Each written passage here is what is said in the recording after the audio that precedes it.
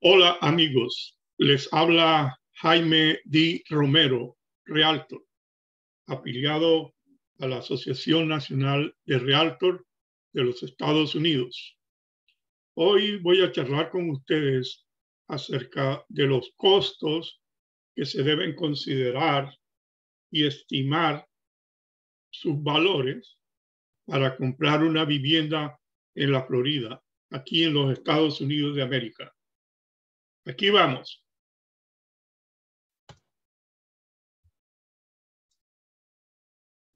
Esta charla es de carácter netamente informativa, que tiene como objetivo único el de ayudarle a usted a determinar por sí mismo cuánto puede gastar cómodamente en una vivienda, cómo calcular cuánto le costará probablemente una en particular. En otras palabras, quiero que usted esté familiarizado con los términos utilizados en el proceso de financiación. Saque cuentas, entienda mejor los términos en inglés. Acuérdate que estamos en Estados Unidos y todo documento está en el idioma original del inglés.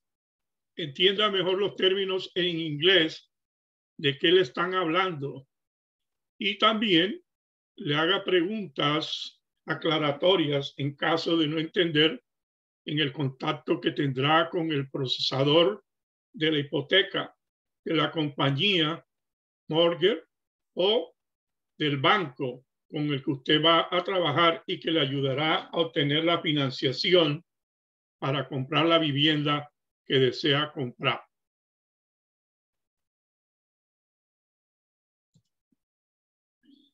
La mayoría de los compradores de vivienda deben financiar su compra y por eso permiten que un prestamista o banquero determine la cantidad de dinero del valor de la vivienda que pueden pagar. Tales determinaciones se basan ellos en los ingresos del comprador y otras obligaciones de deuda que tiene él. Pero es aquí donde la mayoría de la gente se confunde. Cuando un prestamista dice que una persona califica para pedir prestado una determinada suma de dinero, digamos $400,000 para una casa, no significa que puede gastar tanto dinero en una casa. Lo que el prestamista le está diciendo efectivamente es, basado en lo poco que sé sobre su situación económica actual y el hecho de que no puedo controlar su comportamiento futuro, esta es la cantidad máxima que creo que es un riesgo prudente para que mi organización le preste. El prestamista requiere generalmente un cierto pago inicial que es conocido como el enganche, conocido como la cuota inicial, en inglés el down payment, para protegerse contra la posibilidad de que pierda la totalidad del valor si presta el 100%. Entonces exige un down payment. Si no paga el cliente la hipoteca, dado el caso, el prestamista ejecutará la hipoteca de la propiedad. Y este proceso, por supuesto, requiere tiempo y dinero. Y esto no lo quiere tener en un futuro el prestamista. Los prestamistas no pueden decirle a usted lo que usted puede pagar. En última instancia, un prestamista no se preocupa por ti. Tu situación financiera o tus otras necesidades, siempre que haya protegido primero sus intereses financieros. Él está en su negocio, él está en su ley, él está defendiendo primeramente sus intereses, no los tuyos ni los de usted. El prestamista no sabe o no le interesa si usted quiere ahorrar dinero para otras metas financieras importantes como pueden ser, quiere lograr tener una protección de seguro de salud personal adecuada, comenzar o comprar su propia pequeña empresa o negocio personal, criar a varios niños con su pareja y poder enfrentar los costos de su educación privada en la escuela, en el college o universidad. Si se está quedando usted atrás en el ahorro que está haciendo para su futura jubilación y retiro y tener una pensión para vivir adecuadamente como usted lo merece. Y es aquí donde radica el problema de decidir comprar una casa por el valor que el prestamista le dice está dispuesto a prestarle y no lo que usted puede pagar. Las personas de todos los niveles de ingresos pueden meterse en problemas que no pueden solucionar por ellos mismos, comprando una casa por un precio más alto de lo que pueden y obteniendo más deudas de las que pueden pagar. El hecho de que un prestamista o agente de bienes raíces diga que usted es elegible o puede calificar para un préstamo de cierto valor o tamaño, no significa que sea lo que usted puede pagar dada su situación financiera actual. Los prestamistas no pueden decirle a usted lo que puede pagar. Ellos solamente pueden decirle el máximo o lo máximo que le permitirán pedirles prestado, no el total de costos de comprar y lo futuro por ser ya el propietario de una vivienda. Es muy diferente. Lo que usted puede recibir máximo de préstamo y lo que usted realmente necesita para asumir los costos de comprar y los futuros que se le van a presentar por ser el propietario de esa vivienda en el futuro. Les voy a mostrar a manera gráfica cuáles son los costos mensuales. Los costos mensuales que usted puede incurrir una vez usted compra la casa. Y aquí lo he mostrado, ¿sí?, en un orden que se van a dar ese análisis y esos pagos. Como pueden observar, está conformado este gráfico que he elaborado para ustedes. En primer lugar, el mortgage payment, que consiste en el pago mensual que va a pagar usted por la hipoteca. Este valor mensual va a incluir el principal, o sea, la parte del capital que le prestaron, más los intereses que le cargan por ese préstamo. Ese va a ser el conocido pago mensual de la hipoteca. También, ¿sí?, tenemos los property taxes o el impuesto de la propiedad. Tenemos el seguro PMI. Estos tres items que son el mortgage payment, el property taxes y el insurance PMI es lo que se conoce en el término, en un acronismo, en el término financiero como el PIRI, ¿sí? P de principal, I de interés, T de impuestos y I de insurance.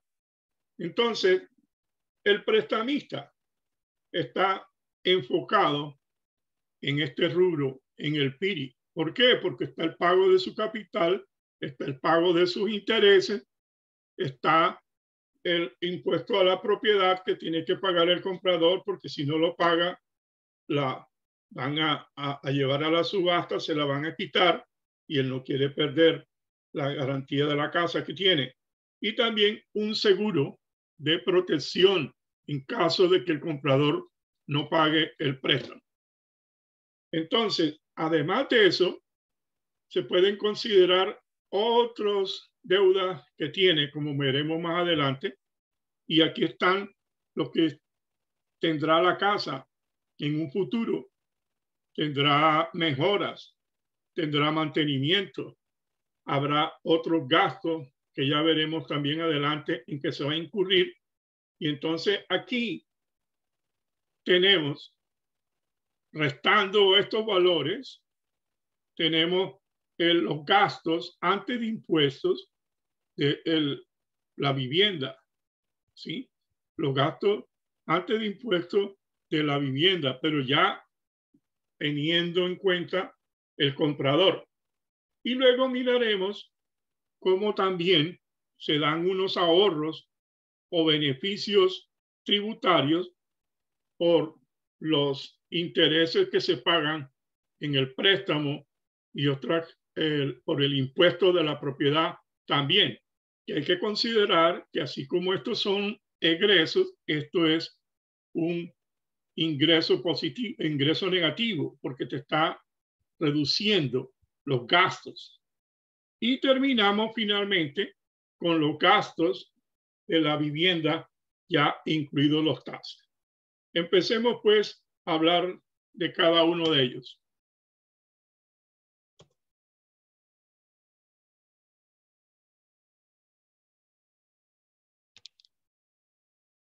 En primer lugar, tenemos el mortgage payments, que es el principal más los intereses, o sea, el pago de la hipoteca, que es el préstamo que se hizo y está amparado por la propiedad. Una hipoteca no es más que un préstamo que obtiene una persona para comprar una casa. Las hipotecas constituyen el componente más grande del costo total de ser propietario de una vivienda. Permite comprar una casa con una cantidad de dinero muy inferior al valor de la casa, ¿sí? Por ejemplo, una casa de $400,000, no vas a comprarla dando los $400,000 tú de una vez, sino que vas a dar un down payment, ¿sí? Y permite el mortgage comprar una casa con un 0% de down payment, con un 3.5 o con un 20 o con un 30% de su valor. Veamos un ejemplo.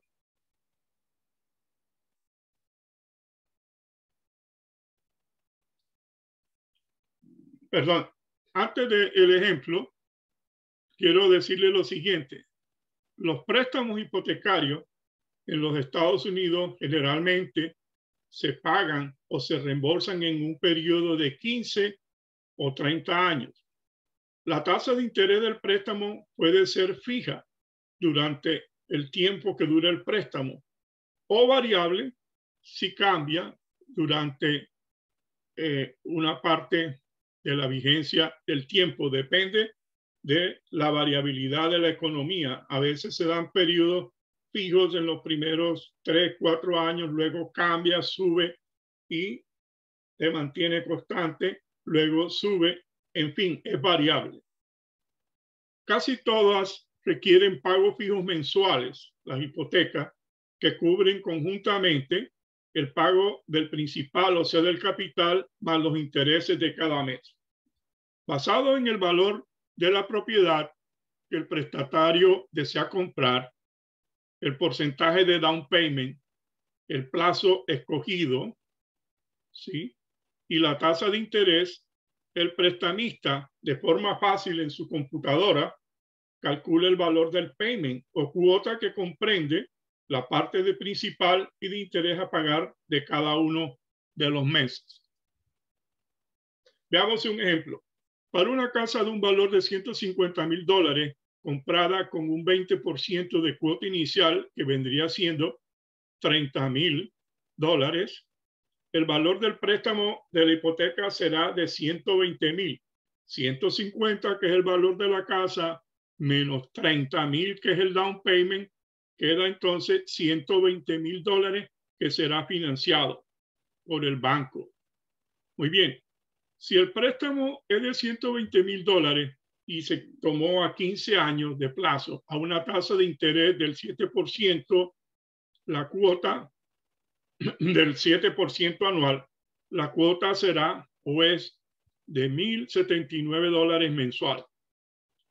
Aquí esta cuota incluye intereses y también parte del pago de capital, o sea, parte de los 120,000 más los intereses por el préstamo. Al final de los 15 años, el total de los payments o cuotas es de $194,147. ¿De dónde sale esto? Sale de $1,079 por mes, por 12 meses en el año, por 15 años, da $194,147. Y los intereses, que son el total pagado en los de las cuotas, que son $194,147, menos el capital inicial, que son 120, entonces la diferencia son los intereses. Y estos intereses que se pagan en todos los 15 años será de $74,147. ¿Ok? Bien. Si el préstamo es del mismo valor, pero ya no un plazo de 15 años, sino un plazo mayor de 30, o sea, se está duplicando el tiempo. Y la tasa de interés será ya no del 7, sino del 7.25%, porque, hombre, el prestamista ve que el riesgo, ¿sí? El riesgo ya será mayor porque hay mayor tiempo. Antes era en 15 años, ahora está duplicando el tiempo en que está entregando su dinero. Entonces la cuota ahora ya no es de $1,079, sino de $819 mensuales. Al final de los 30 años, el total de los payments o cuota será de $294,840. ¿De dónde sale? Del valor de una cuota 819 por 12 meses que tiene el año por 30 años. Y eso nos da 294,840. Y los intereses serán 294, bueno, 294,840, ahí hay una transcripción, pero tranquilo que los centavos, eso los ponemos después, los dólares. Los 294,840 menos los intereses que se pagaron, menos el capital inicial que prestaron, el préstamo inicial de 120, entonces 294 de capital, de total pagado, menos 120 que fue de capital, la diferencia serán los intereses. Entonces mira tú que aquí los intereses son de 174,840 que se pagaron y no 74,147. Y las cuotas fueron para un valor de 294,840 y no de 194,147. Entonces, no debe haber ninguna sorpresa de que se pague más en 30 años que lo que se pague en 15 años, es el doble de tiempo. Segundo, no es necesariamente inferior, ¿sí?, esta segunda situación, donde se está pagando más que en la primera, ¿sí?, porque permite en esta segunda situación que al pagar menos mensual 819 y no 1,079, te están quedando mal contados 200, casi $300 que servirán para pagar durante esos 30 años otras metas importantes financieras como ahorrar dinero para el retiro, ¿sí?, pagar el préstamo para estudios de los hijos, para pagar médicos y una serie de pagos que te va a permitir pagar la casa, pero también te va a permitir pagar los otros metas financieras que tú tienes. Entonces, aquí la idea de este ejemplo es que ¿cuál cojo? ¿Cuál elijo? ¿Cuál debe coger el comprador?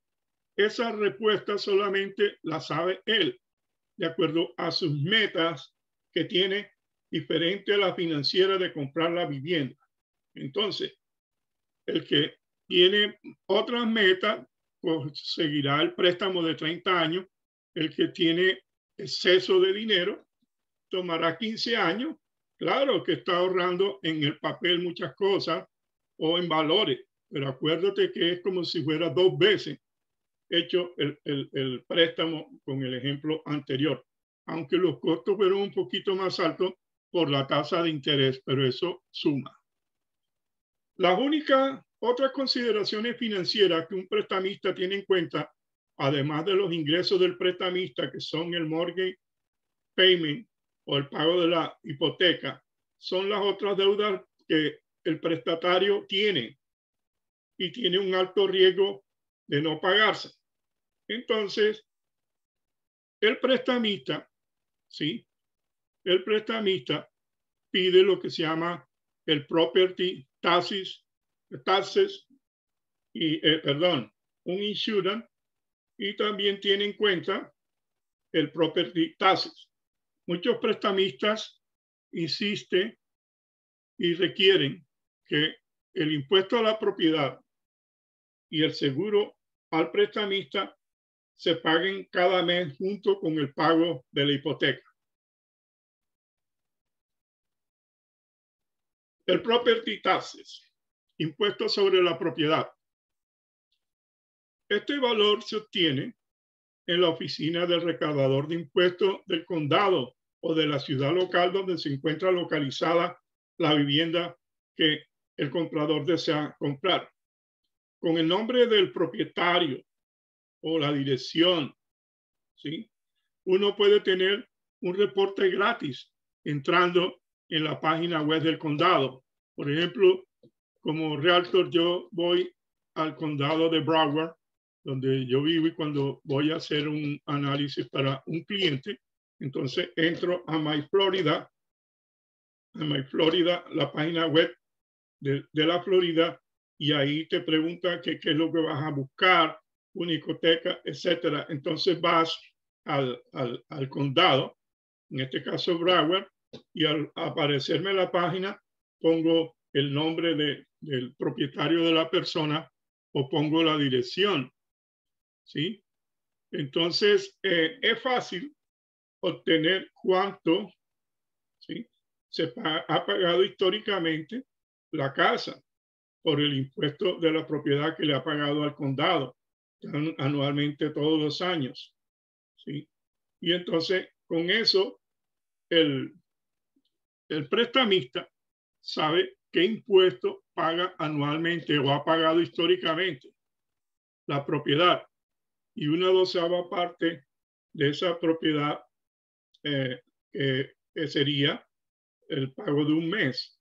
Entonces ya al pago de la hipoteca le agregamos el impuesto de la propiedad.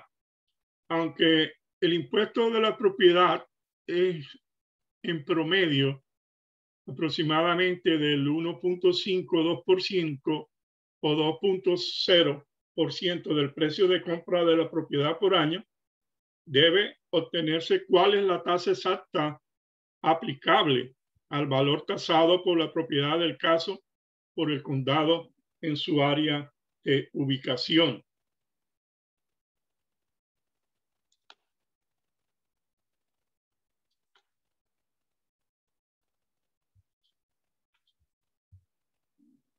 El otro rubro, acuerden, el payment, el seguro de la propiedad, el impuesto de la propiedad, y ahora hablemos del insurance, Private Mortgage Insurance, el seguro privado de la hipoteca, o PMI.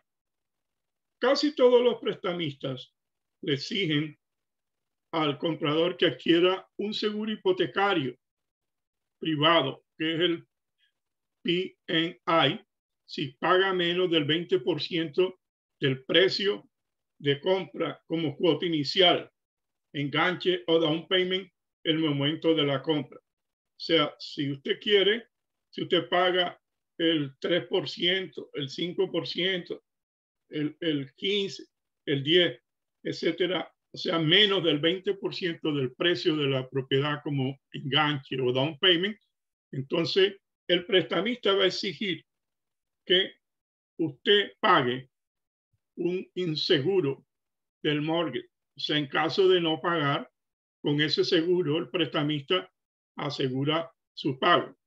Si usted pone menos del 20% del precio de compra, el prestamista está poniendo el otro más del 80% del precio de compra.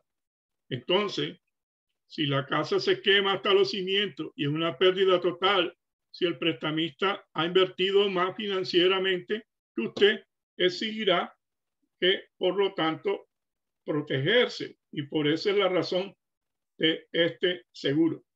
Hasta aquí es lo que los prestamistas llaman el housing expenses, el gasto de vivienda, el cual le permitirá calificar al solicitante si le hace el préstamo y la cantidad que le cubre su riesgo crediticio.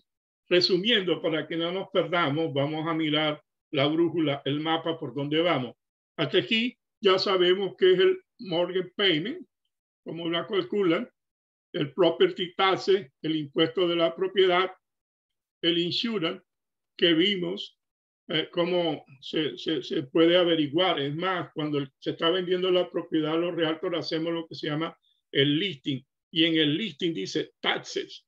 Entonces uno ya conoce cuáles son los taxes históricos. Ojo, porque una vez se compra la casa, también va a haber un pequeño reajuste del valor de ese pago de los property taxes. Muy bien. El insurance ya sabemos y dijimos que es fácil obtenerlo a través de las compañías de seguro que venden eso de acuerdo al valor de la propiedad. Ahora veamos con un ejemplo cómo el prestamista determina si el prestatario califica acorde a sus ingresos y el valor máximo que le prestaría para financiarle la casa deseada.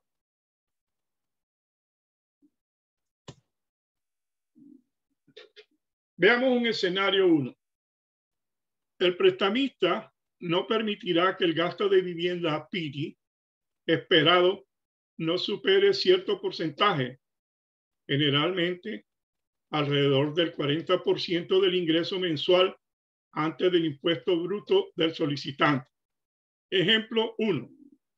Supongamos que el prestamista tiene un ingreso bruto mensual de $5,000. ¿Sí? Eso es lo que él muestra cuando le piden la información de sus ingresos. Y muestra que mensualmente tiene ingresos de $5,000. La relación PIRI, que son los gastos de vivienda con respecto al ingreso bruto, no deben ser mayor del 40%. Es decir, que lo que le ingresa de $5,000, el PIRI, el cliente lo debe dedicar al pago de la hipoteca. El otro 60 ya para otras deudas que vemos ahorita o para lo que viva, etcétera. Pero al prestamista se centra en esto inicialmente. ¿Sí? Que la relación, o sea, el resultado de dividir la suma o el PIRI sobre el ingreso bruto no debe superar el 40%. Entonces, si el PIRI no debe ser un valor mayor, si el PIRI no debe ser un mayor valor a 2,000, ¿sí? Porque 4 por 5, 20, o sea, 2,000. Si el porcentaje tomado es del 40% del valor de 5,000 del ingreso bruto, entonces el valor si el PITI no debe ser un valor mayor a 2,000, ¿sí? El porcentaje tomado es del 40% del valor de 5,000 del ingreso bruto, o sea, 5,000 por punto 40 de 2,000, Entonces, si se hace, por lo tanto, el valor del PITI esperado es de 2.200, entonces la relación será de un 44%. 2.200 entre 5.000%. Entonces, el solicitante no califica para el valor del préstamo necesario para comprar la casa deseada. Muy bien. ¿Por qué no califica? Porque el prestamista dice, hasta 2.000 le presto. Si es mayor, no le presto.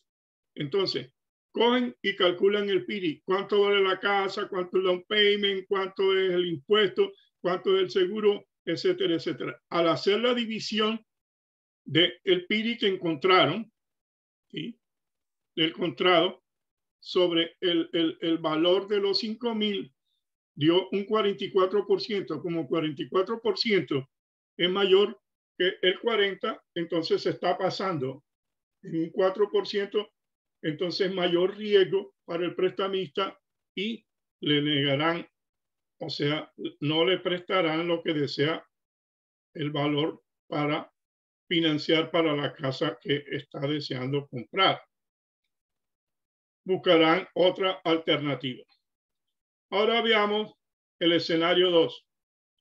Generalmente los prestamistas se permiten ser un poco más elásticos del 40%, entonces consideran un 5% adicional de los ingresos mensuales que se destinen para pagos de deudas diferentes a los gastos de vivienda, o sea, diferente a lo del PIRI, tales como pagos mensuales requeridos para préstamos estudiantiles de los hijos, préstamos para compra de vehículos, automóviles, el pago de las tarjetas de crédito y otras deudas menores. Por lo tanto, sus gastos mensuales de vivienda y el pago mensual de deudas no relacionadas con la vivienda pueden totalizar o llegar hasta el 45%. Antes habíamos visto el 40%, pero ahora hasta el 45%, pero no más. Entonces, tenemos el mismo prestamista tiene 5.000 de ingresos de dólares bruto mensual. La relación ahora no puede dar cuando dividamos el PIRI que se le calcula al prestamista sobre el ingreso bruto mensual, no puede ser superior al 45%. Entonces, si el PIRI más otra deuda no debe ser un valor mayor a 2.250, que es lo mismo el 45% del ingreso de la persona, o sea, 2.250, entonces al PIRI le sumamos las otras deudas, entonces el valor esperado es de 2.200. Entonces, si la relación será de un 44%, 2.200 entre 5.000 por 100, el solicitante sí califica para el valor del préstamo de la casa deseada. ¿Por qué califica? Hombre, porque tiene ingreso de $5.000 y tiene que pagar el PIRI y tiene que pagar otra deuda que representa menos del 45%, sino el 44%, entonces está calificando y a la persona le van a financiar, ¿sí? Acuérdate que estaba dando un down payment, le van a financiar la parte para comprar la casa por el valor que pide en la casa deseada. Muy bien, los ingresos brutos, ¿sí?, que se tomaron o se toman, eso depende de dónde lo tiene el prestamista. Si es un trabajador, un empleado que recibe sus pagos semanales o cada 2 semanas o mensual, etcétera, y él presenta su declaración de renta y entrega lo que se llama las W2, entonces de ahí, del ingreso bruto, se saca el valor mensual que paga esa persona. También, por supuesto, que le pedirán otra forma, statement bancarios, etcétera. Y en el caso de si no es empleado, entonces él recibe una 1099 ¿sí? En vez de la W2. Entonces, ahí cuando hace sus income taxes hay lo que se llama el Schedule C.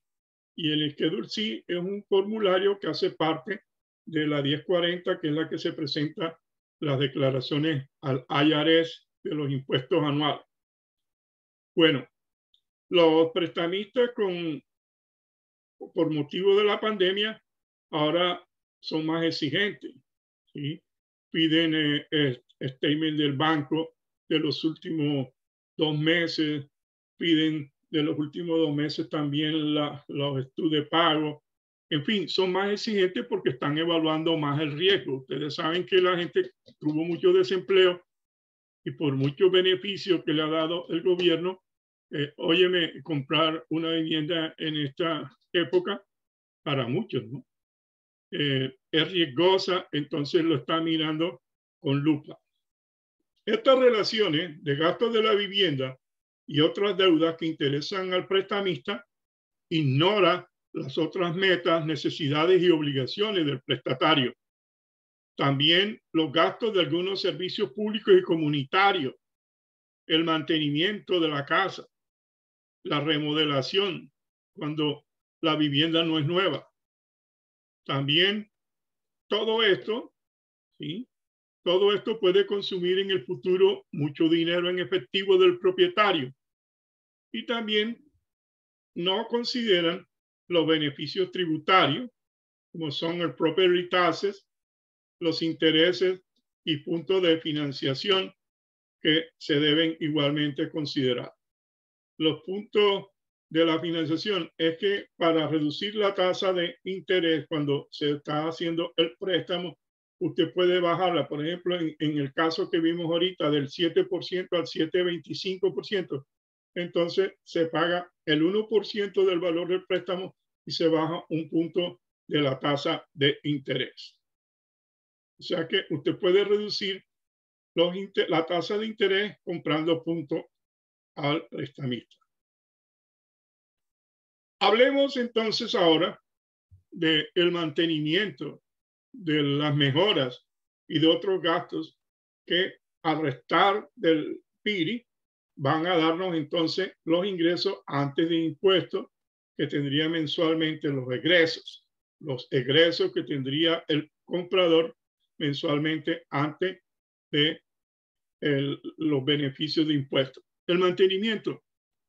Hombre, cuando se piensa en mantenimiento en una casa, ¿qué es? Hombre, que la casa se mantenga en buenas condiciones, que no se desbarate, que no se acabe por el uso y estar pendiente, ¿sí? De estar poniéndola bonita. Por ejemplo, en los condominios cerrados siempre están vigilando. Oye, mira que llega después de la época del invierno, entonces mandan a pintar los techos de las casas, que hay que pintar el frente de las casas, que las palmeras que están puestas en la casa tiene tal mata. Por todo están pendientes para que no se desvalorice todas las casas del conjunto residencial. El mantenimiento del aire acondicionado, el mantenimiento de la piscina, si tiene piscina, ¿sí?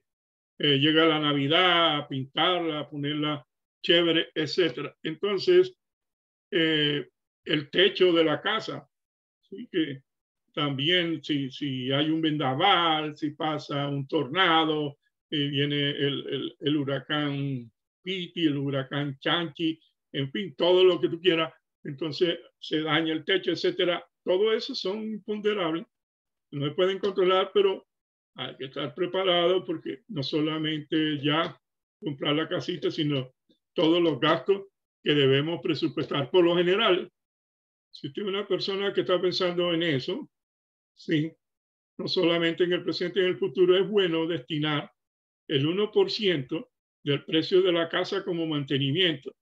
Por ejemplo, si la vivienda cuesta $3,000, el 1% serían $3,000 al año y dividido entre 12, usted debería hacer una reserva de $250 mensuales, tenerla en su caja de ahorro o en su cuenta bancaria a un lado, para en el caso de, ¿sí?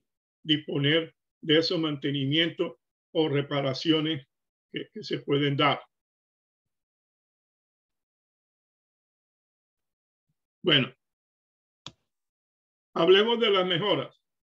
Además del mantenimiento necesario, usted debe conocer y tener cuidado de lo que puede gastar en mejoras que no son esenciales, ¿sí?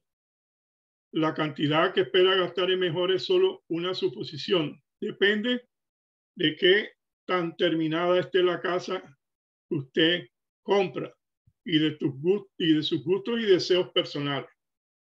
Considere su comportamiento de gasto anterior y los tipos de proyectos que espera hacer mientras examina las posibles casas para la compra. Cuando usted está visitando con un agente inmobiliario, un realtor como yo, la casa, usted a lo mejor está mirando, óyeme, esta casa habría que hacerle esto, o usted empieza a soñar y hacerle esto y esto y esto a posibles mejoras o arreglos para que la casa esté todo cool, chévere, ya cuando usted la compre y le hará la mejora que quiera hacerla.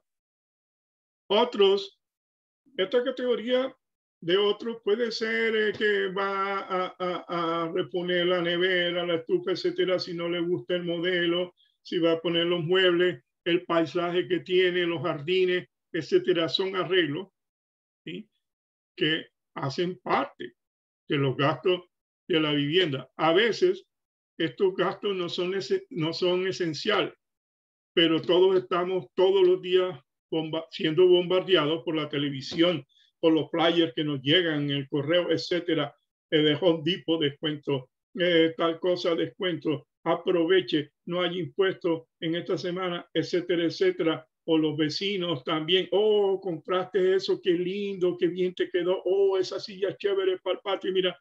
Y realmente va a hacer que gastes más de lo que debería gastar. Y esto va a hacer que te endeudes a través de las tarjetas de crédito y similares. Hablemos del tax saving o los beneficios. Los beneficios fiscales de la propiedad de vivienda. Uno de los beneficios de ser propietario de una vivienda en los Estados Unidos es que la IRS, la entidad gubernamental que se encarga de recaudar los impuestos, y la mayoría de los gobiernos estatales le permiten deducir de ciertos límites los intereses hipotecarios y los impuestos sobre la propiedad cuando se declaran los impuestos sobre la renta. Cuando presenta el formulario 1040 del IRS, los intereses hipotecarios y los impuestos de la propiedad de su casa se detallan como deudas en el anexo A, ¿sí? Ahí va a haber un anexo, entonces usted va a colocar intereses pagados durante el año. La compañía de mortgage te manda un statement anual de cuánto pagaste por intereses en el año.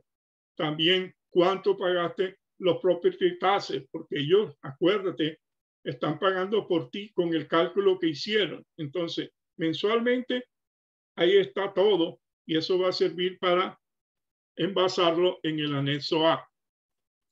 Entonces, dependiendo del rango de los ingresos del prestamista, o si se es casado y presenta conjunto, ¿sí?, y declara conjunto con su pareja, hay un break, ¿sí?, un breakage de tax rate, del federal tax rate, o tasa de impuesto federal que varía entre el 10% y el 35%. Entonces, un atajo simple para una estimación contable para calcular el ahorro estimado de impuestos por ser propietario de una vivienda es multiplicar su tasa de impuesto federal por el valor del pago de la hipoteca, el payment, y por el valor del impuesto sobre la propiedad, property taxes. Bueno, aquí les estoy diciendo es que cada persona va a tener un ahorro de impuestos dependiendo del valor de la propiedad. Segundo, del valor del préstamo de la propiedad y por los intereses que ha pagado, etcétera, etcétera. También va a depender si es casado o si es soltero, si presenta la declaración de impuestos conjuntos. Y existen los impuestos, ¿sí? Los impuestos escalonados o ¿sí? Entre el 10 y el 35%. Entonces, veamos aquí un ejemplo numérico para que se entienda mejor esto. Para una pareja casada que presenta sus impuestos conjuntos, la tasa de impuesto federal con un rango de ingreso entre $75,901 y $153,100 es del 25%. ¿Sí? Ingresos menos puede ser 15 o ingresos más puede ser el 30. Entonces digamos que esta es una pareja que está en ese rango de ingresos. Los dos ganan en el año entre 75 y $153,000. Entonces, la tasa de impuestos que ellos les toca pagar por sus ingresos en el año, que son gravables, será del 25%. Entonces, ellos tienen una casa que compraron y están pagando mensualmente $2,500 mensuales, que incluye el capital del préstamo más los intereses del préstamo, o sea, el payment mensual. También el impuesto sobre la propiedad es de 320 mensual. ¿Sí? Esto se toma lo que se está pagando del statement que nos dio la compañía, que le dio la compañía de préstamo al propietario. Entonces, la suma de los dos, 2,500 del payment, más el impuesto de la propiedad de 320, esto da un total de 2,820 que se pagaron por ambas cosas.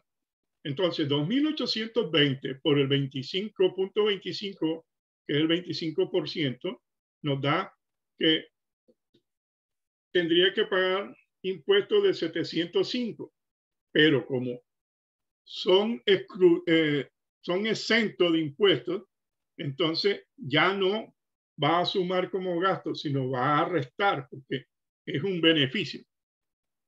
Ahora tú me dirás, si eres buen matemático, óyeme un momento, pero lo que son exentos no son el capital, sino los intereses. Correcto, yo no me he equivocado. Simplemente es un estimado, no es con exactitud, porque tú estás haciendo un estimado antes de comprar la propiedad. Y entonces, no he olvidado que son solo los intereses, sino que compensa aproximadamente los ahorros de impuestos estatales que pasamos por alto al presentar la declaración de impuestos. Además, como te digo, es un estimado, no una cifra real definitiva. Trabaja, funciona, te lo dice alguien que ha tenido experiencia en esto. Ok.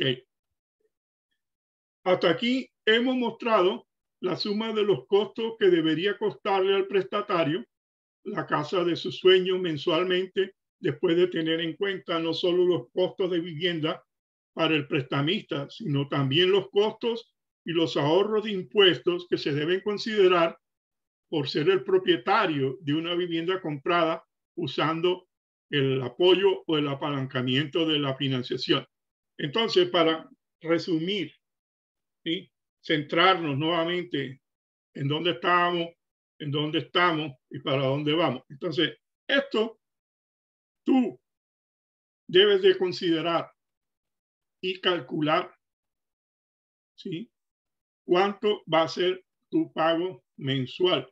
No solamente el pago que te dice el prestamista, que puede llegar aquí, Housing Expense, el PIRI, o agregándole un poquito más, acuérdate del 45%, sino también tener en cuenta las mejoras, el mantenimiento, los saving beneficios. Y también tener en cuenta lo que no está aquí relacionado con la casa, sino también tus otras metas, ¿sí? El pago del colegio o la universidad en vez de ser pública, privada, tu póliza de seguro de salud, tus ahorros para el retiro, etcétera. Estoy hablando únicamente en lo referente a lo relacionado con la vivienda. Entonces, esto costos, es importante analizarlos, estimarlos. Después veremos si tú no puedes, aquí me tienes, y antes de comprar yo te haré una estimación de ellos.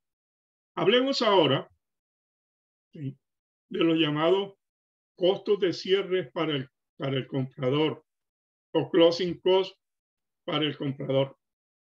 El día en que una vivienda se convierte oficialmente en suya, conocido como el día del cierre, usted pagará más dinero que por el solo precio de la vivienda. O sea, no, la vivienda cuesta $400,000, yo di el 20%, ¿sí? Y el 80% lo está dando el prestamista, ahí están los $400,000, tome, señor dueño, páseme el título para firmar que la propiedad es mía. Un momentico. Ese día, que se llama el día del cierre, ¿el día del cierre de qué? Del trato que hicieron, ¿sí?, mediante un contrato de que iba a comprar. Ese día, el vendedor recibirá lo de su casa, el precio que vendió de su casa, ¿sí? Y el comprador habrá sacado de su bolsillo el down payment y con el préstamo le completó el precio. Pero ese día, por todo lo que se hizo previamente, hubo una serie de costos y de gastos que ya veremos. Muy bien. La preparación anticipada, emocional y económica para los costos de cierre salvarán tu cordura y tus finanzas. Una gran cantidad de costos de cierres únicos pueden dejarte más pobre o enviarte corriendo a tus familiares en busca de ayuda financiera. No queremos que no pueda cerrar la compra o que se vea obligado a pedir prestado dinero a su suegro. El día del cierre es el día ya anhelado después de todo una serie de pasos estresantes, etcétera, pero es el día, y ese día en la boca del horno se puede quemar el pan, porque se fue el comprador ignorando una serie de dinero que necesitaría para ese día. Bueno, o 3 días antes, o 2 días antes, y entonces es a correr y a conseguir. Por eso, aquí se te va a prevenir, señor comprador o futuro comprador, para que no, guerra avisada no mata soldado, como dicen por ahí, y ya usted ya sabe, después de escucharme, cuáles van a ser esos costos o gastos. Estos costos o gastos nada tienen que ver con el valor para pagar la casa. La casa está pagada. Es todo lo que el proceso para poder traspasar la propiedad del vendedor al comprador. Muy bien. Estos son algunos costos de cierre típicos, enumerados desde los que generalmente son más grandes hasta los que generalmente son los más pequeños.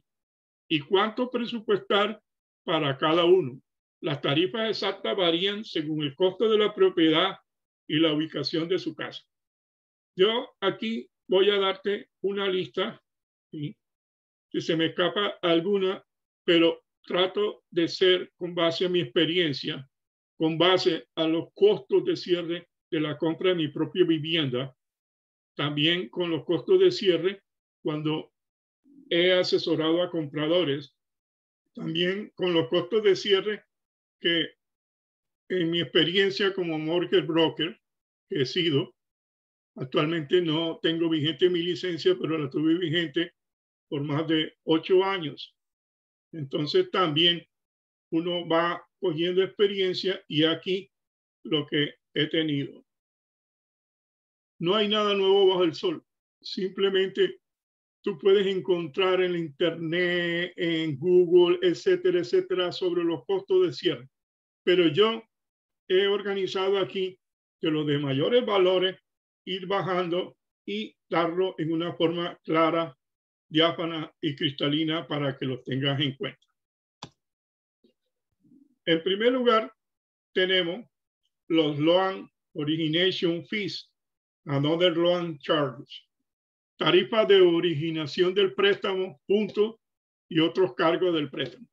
Estas tarifas o cargos, los prestamistas generalmente los cobran todos por cosas como el credit report. ¿Qué es esto?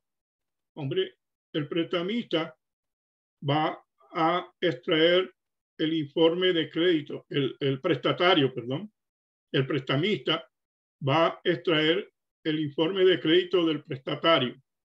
¿Qué es el credit report?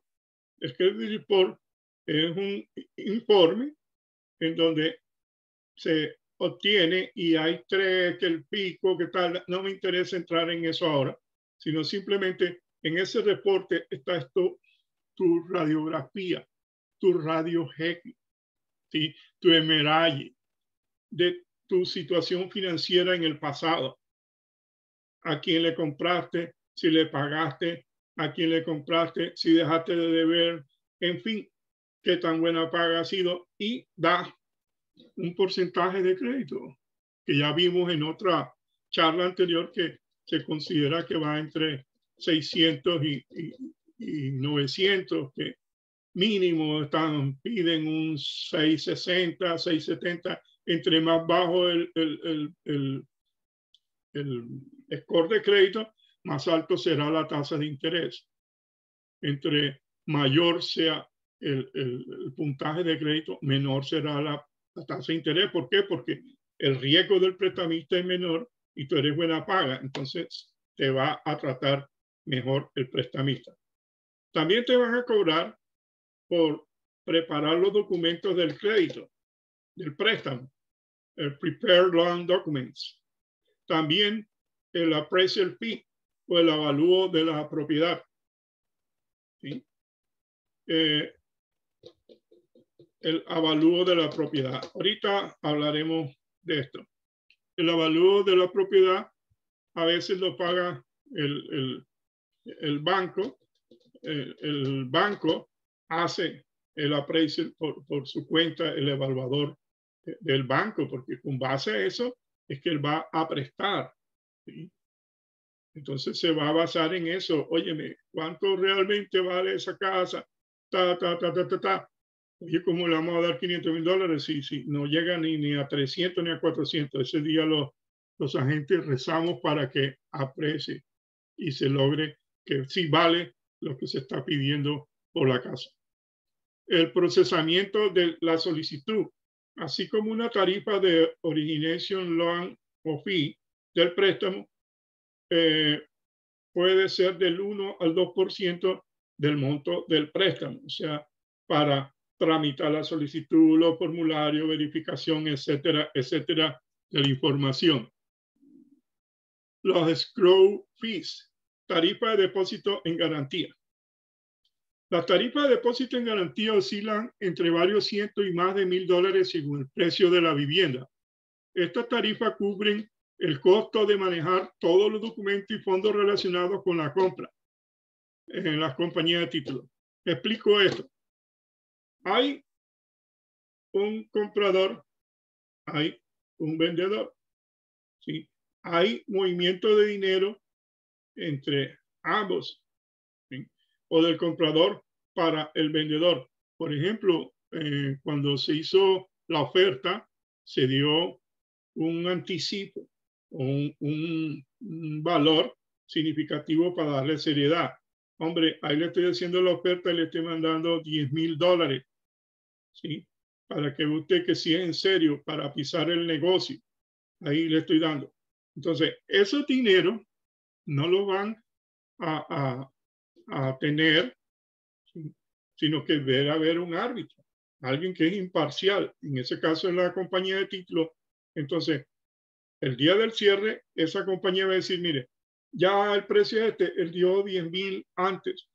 Aquí está el valor del préstamo que el banco ya lo mandó. Tranquilo, el vendedor. Aquí está el valor del down payment. Entonces también no lo van a manejar ese dinero, ¿sí? Gratis. Entonces la compañía de título va a cobrar por recibir el dinero, tener confianza en él, que no se va a perder, como también para entregarlo. Hasta ahí te lo dejo sencillo, escrow fee, para que diga, ¿y eso qué es? Sí. Bueno, el title insurance o seguro de título, ¿sí? Todo es sujeto, y más en esta época, wow, que no todo lo escrito es verdad.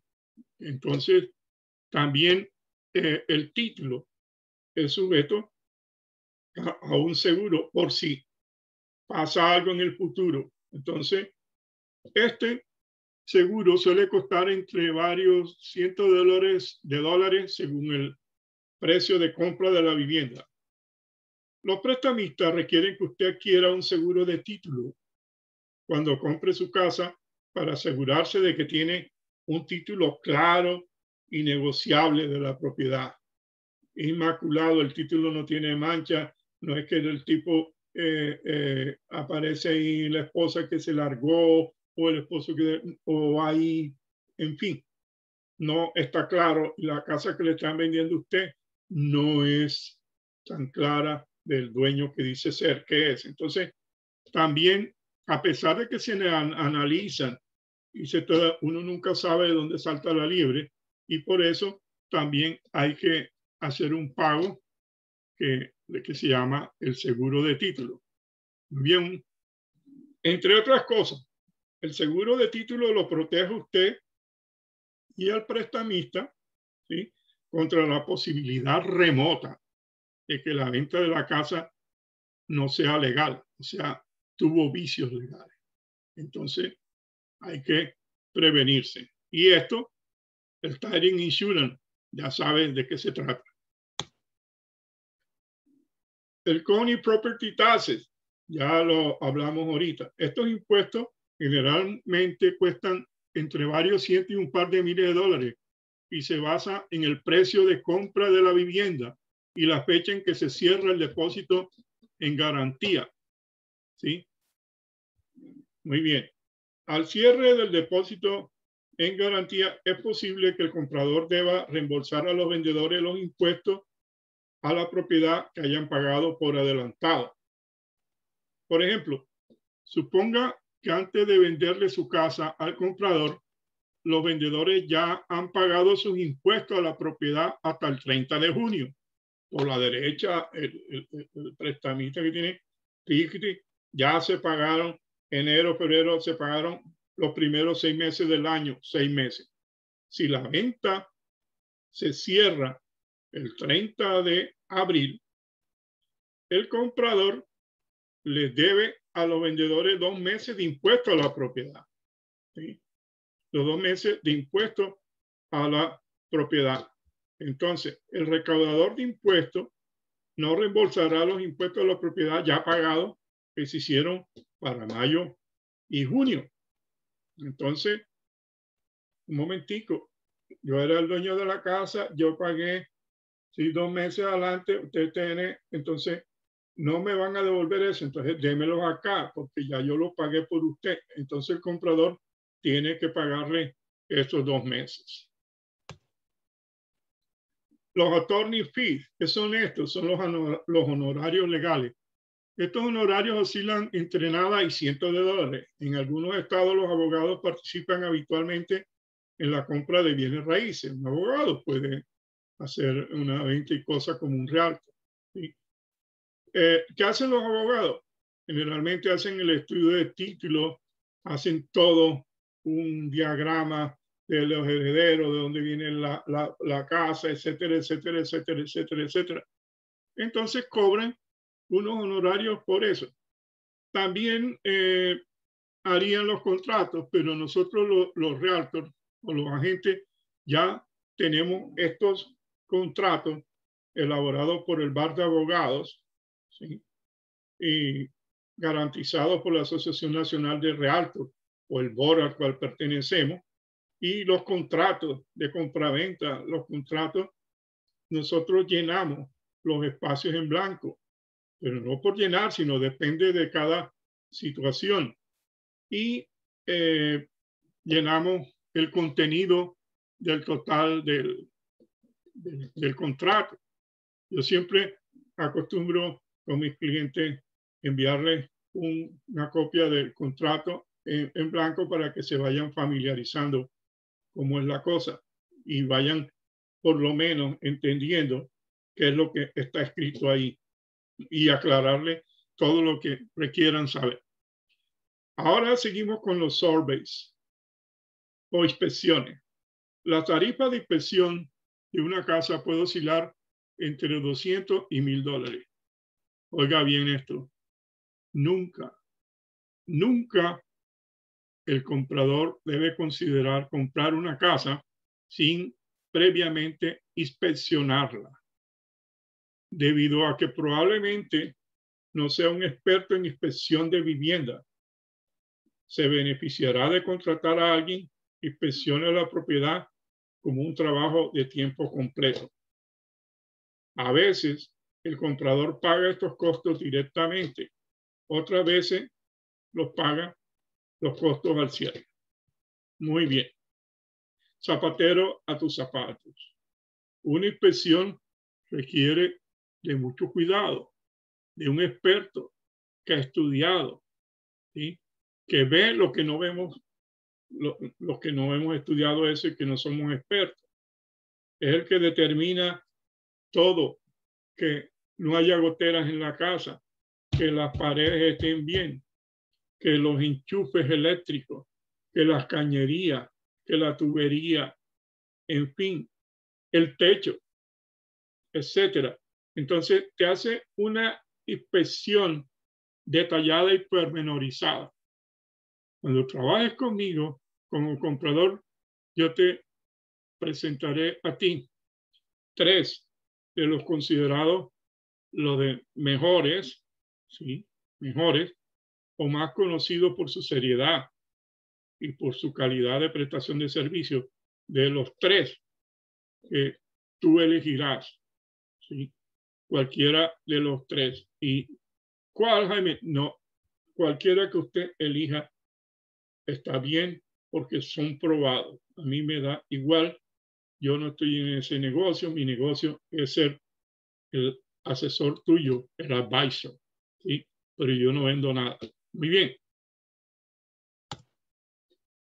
El Private Mortgage Insurance, ¿sí?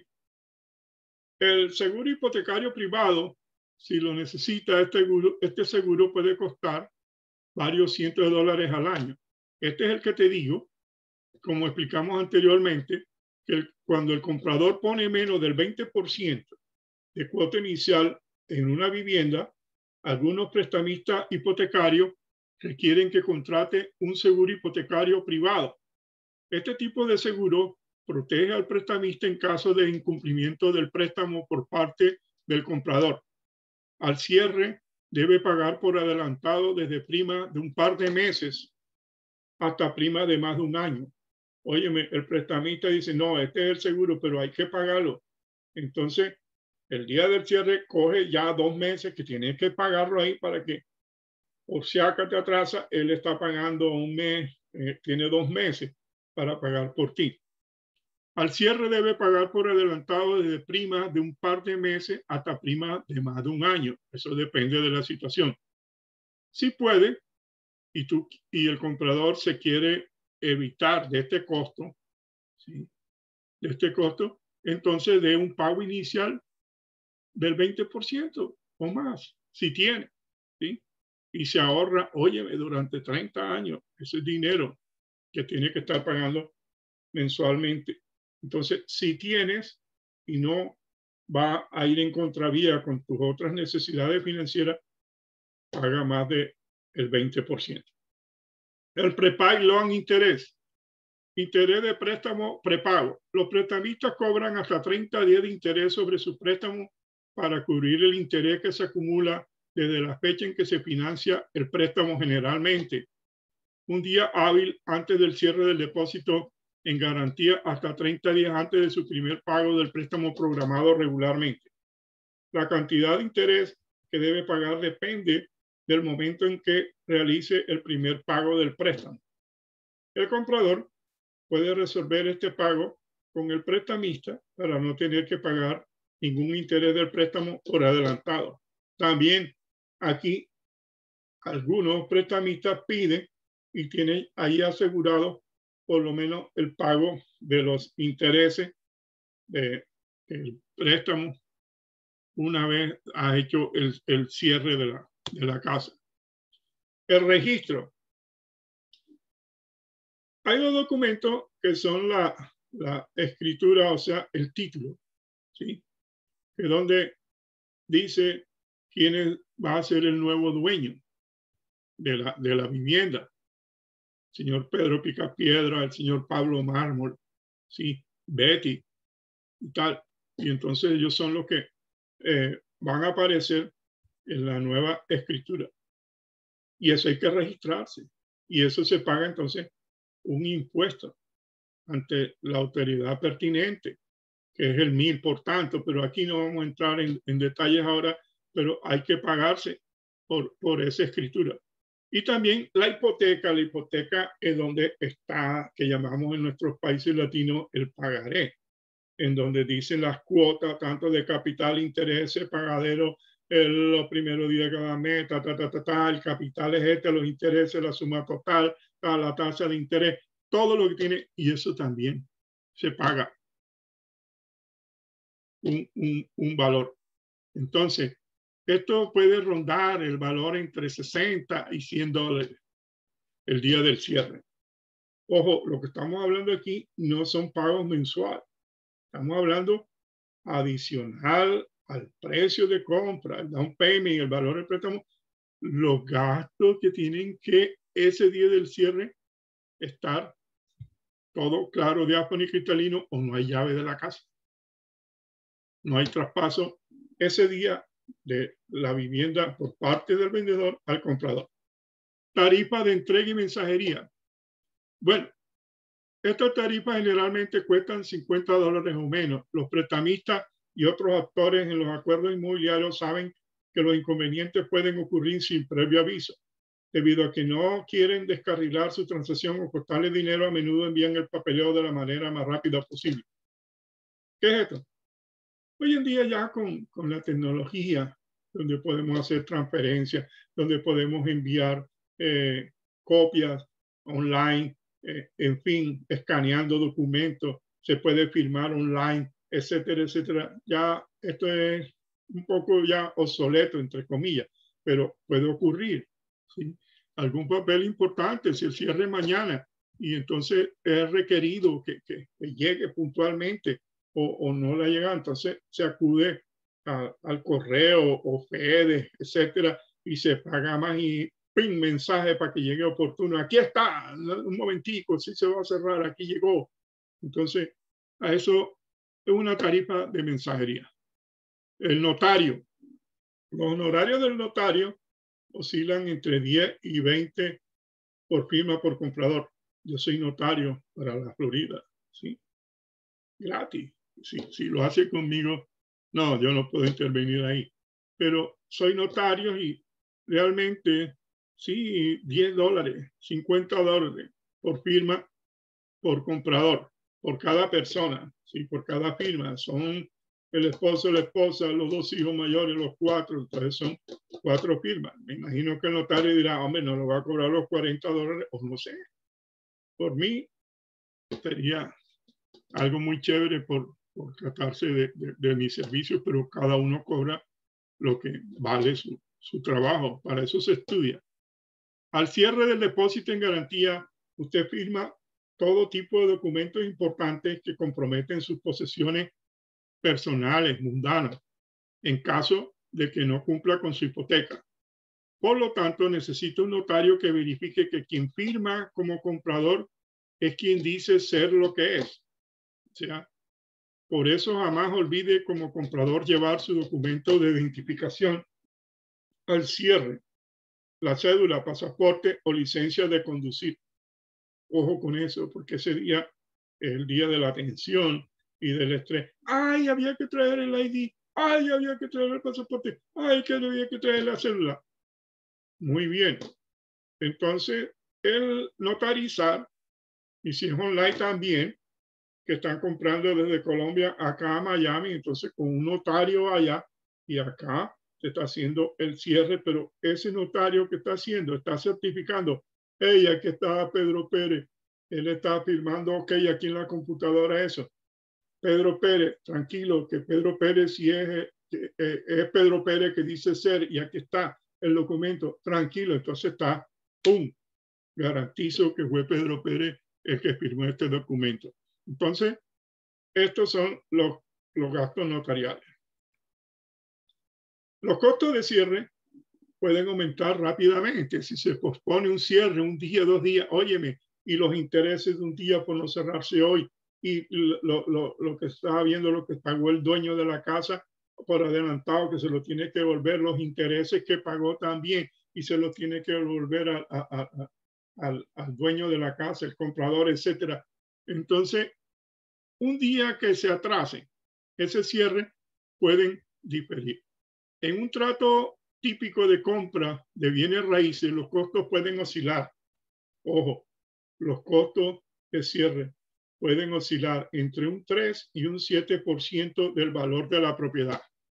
Ay, me perdió, ¿para qué voy a calcular todo eso? Simplemente la casa, 400,000, 7 por 4, 28, son 2,000, 7, 400,000, 7 por 4, 28, son 28,000 ya, listo. ¿Yo para qué voy a ponerte? Sí, pero es bueno que tú sepas, ¿sí? Y no estés ahí que estás firmando un firmón. Y ojo, dinero es dinero y hay que estar pendiente de eso. Pero una manera de que tú debes calcular es que oscilan entre un 3 y un 7%. A veces también esto es compartido con el vendedor, en fin, pero ya yo lo que quiero es hablar de esto. Cualquier beneficio para ti de un arreglo con el vendedor ya está bien. Por lo tanto, como comprador, no debes tú ignorar los costos para calcular la cantidad que necesita para cerrar el trato con el vendedor. Debe de tener suficiente dinero para el pago inicial o down payment. También, y tener suficiente dinero para el pago inicial, o sea, down payment, y de su préstamo no es suficiente. Ojo, hay que tener mínimo un 7% del valor de la propiedad disponible para el día del cierre. Cash. Eso es, cash significa que ese día debe de pagarse. No es que vas a llevar una bolsa de billetes, no. Todo tiene que ser de cuentas bancarias, etcétera. Quiere decir dinero disponible a la vista. Ahora, no te preocupes si a ti no te gustan los números, en el colegio, en la universidad le tenías terror a las matemáticas, a las cifras, entonces, y hacer costos, etcétera. No te preocupes, por la ley, el comprador está protegido por algo que se llama el RESTA, que antes del cierre, de la fecha del cierre, previo al cierre, 2 días, 3 días, en fin, el comprador va a recibir, ¿sí?, por parte de la compañía de mortgage un estado en donde va a mostrar los costos de cierre estimados. ¿Sí? La realidad es la realidad el día del cierre, pero un costo estimado de lo que van a ser esos costos y van a estar discriminados, tal vez en otra organización de lo que te he mostrado yo, uno a uno de estos costos. Pero hay algo importante ahí, que un estimado es un estimado, lo real es lo real. Pero el día del cierre, lo real no puede ser mayor del 10%, que es la tasa que se usa para tener un margen de error cuando uno hace un forecast o presupuesto, ¿sí? Entonces, si es más del 10%, tú puedes, ante las autoridades competentes, decir, ojo, que tal y tal, y problema. Muy bien. Si utiliza mis servicios como realtor, yo te ayudaré a interpretar ese reporte, ¿sí?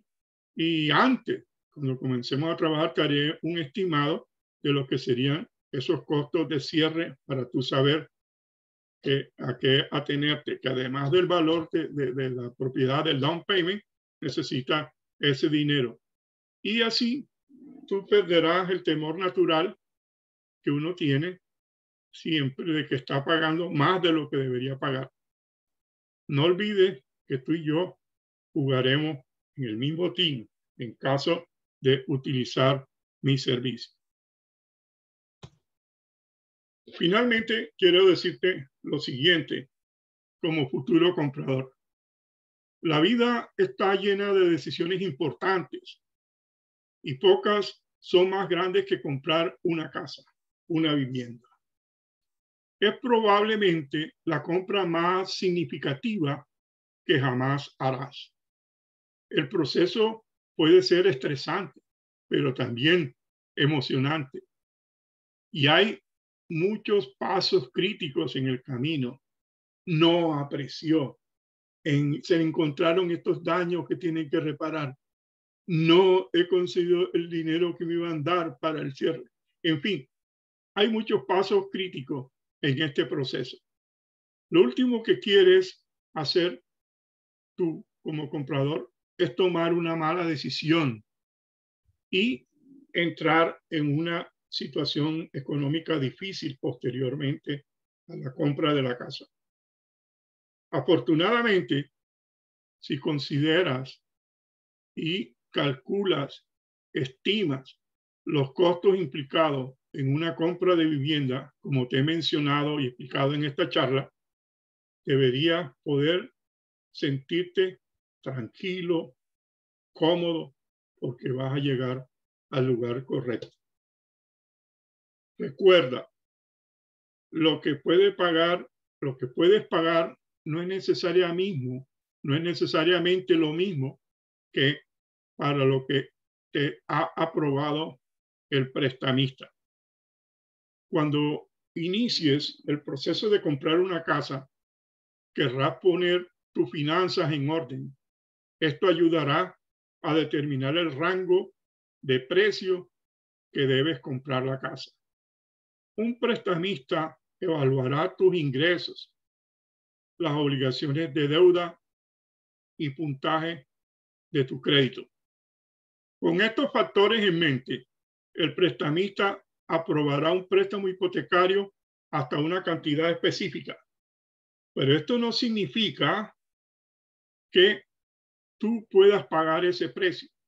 En su lugar, mira tu presupuesto y considera todos tus gastos, incluidos los próximos que pueden no estar en el papel todavía. Estos pueden incluir la escuela, la universidad, el colegio de tus hijos, el cuidado de un niño que viene en camino. También debes considerar problemas inesperados, que la vida siempre se nos aparecen, que de cualquier matorral salta la liebre en la vida, de salud, correr para el hospital de emergencia, etcétera, mejoras del hogar, reparaciones del vehículo, etcétera. O sea, gastos que se pueden presentar de acuerdo a las metas financieras y económicas que tú tienes en tu futuro. Elegir un buen agente inmobiliario importa, ¿sí? Elegir un buen agente inmobiliario importa.